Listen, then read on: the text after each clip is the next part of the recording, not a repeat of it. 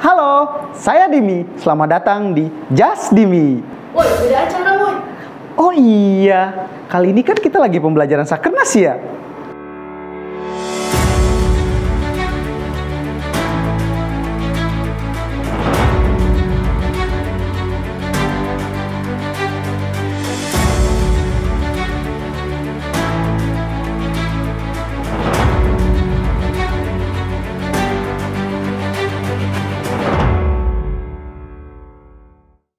Baik, saya Dimi. Kali ini kita akan membahas proses bisnis pelaksanaan Sakernas, dimulai dari instrumen apa saja yang akan digunakan, alur-alur pelaksanaan Sakernas, hingga hal-hal apa saja yang perlu ditekankan selama proses pelaksanaan Sakernas.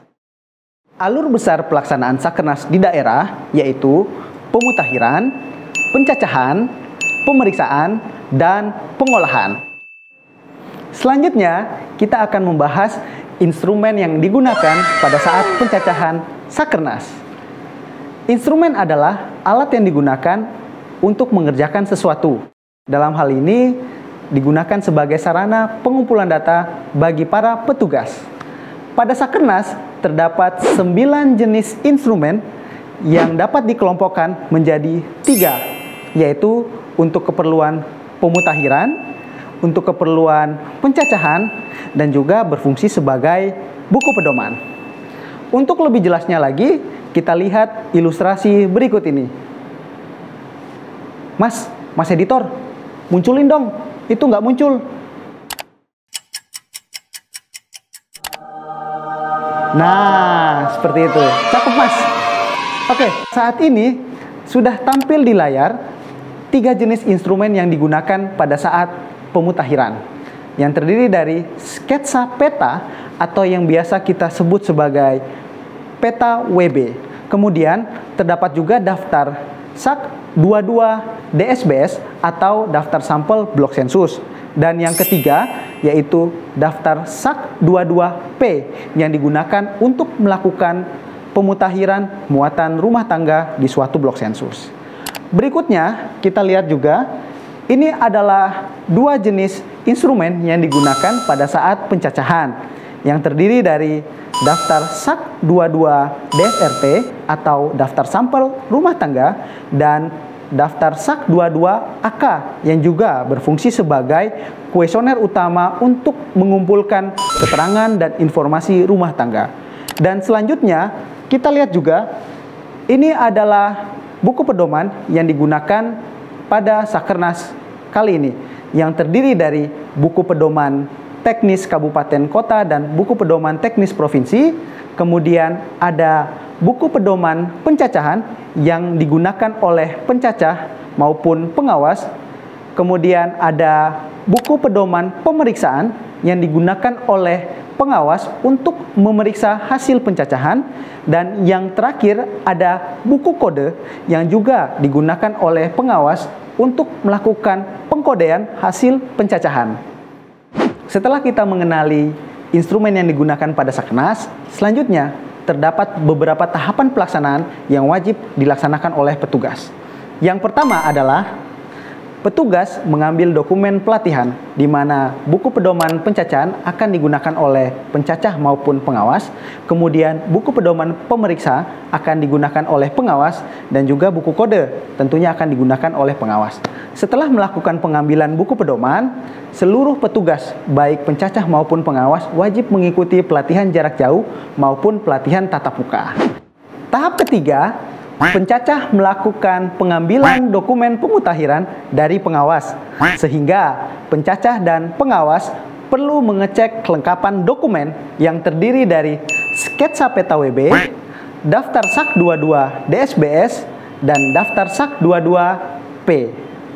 Pada tahap keempat, seluruh petugas pencacah melakukan pemutakhiran sesuai jadwal yang telah ditentukan, di mana petugas dalam hal ini pencacah dan pengawas harus mengenali batas-batas wilayah menggunakan peta WB tersebut. Kemudian petugas melakukan pemutakhiran pada bangunan dan rumah tangga dengan menggunakan daftar SAK 22P. Kemudian petugas melakukan perbaikan peta hasil pemutakhiran jika terdapat kekeliruan. Dan yang terakhir, petugas menyerahkan dokumen hasil pemutakhiran kepada pengawas.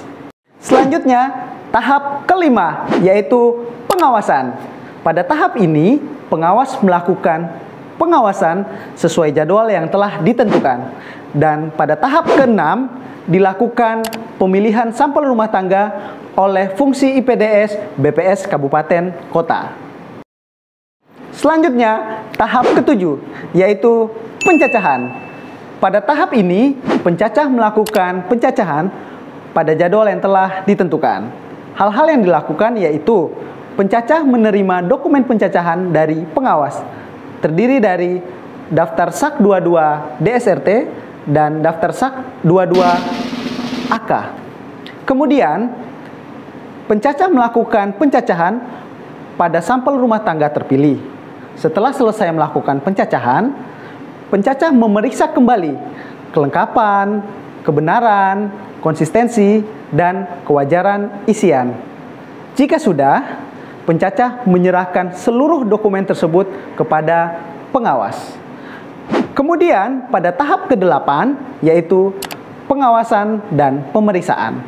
Pada tahap ini, pengawas melakukan pengawasan dan pemeriksaan sesuai jadwal yang telah ditentukan, di mana pengawas melakukan pengkodean dan pemeriksaan dokumen pencacahan. Setelah itu, pengawas menyerahkan dokumen hasil pemeriksaan kepada fungsi statistik sosial BPS Kabupaten Kota. Setelah mengetahui proses bisnis Sakernas, berikutnya terdapat beberapa hal yang perlu ditekankan kepada petugas.